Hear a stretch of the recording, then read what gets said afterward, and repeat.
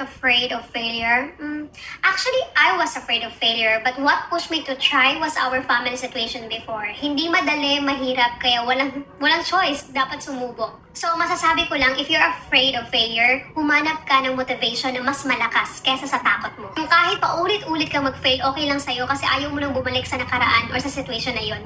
I know failing is never easy. But not trying, that's even scarier. Kung takot ka mang mag-fail, isipin mo na lang na lahat ng taong nagtagumpay dumaan din sa takot, duda at pagkatalo. Pero alam mo ano kaibahan nila? Sumubok sila.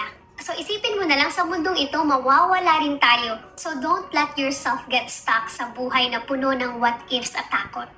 You will never grow without failure. At kung sakaling takot ka man sumubok dahil sa iisipin ng ibang tao sa'yo kapag nag-fail ka, let them talk. At mag-focus ka na lang sa sarili mo at sa mga gusto mong abutin dahil pangarap mo yan, buhay mo yan, hindi sa kanila. So matalo ka man o manalo, buhay mo pa rin yan. Para sa akin, sige lang, sumubo ka lang, allow yourself to fail dahil mas maganda pa rin ang mabigo habang tinutupad ang pangarap kaysa piliin na lamang maging komportable pero walang pagbabago.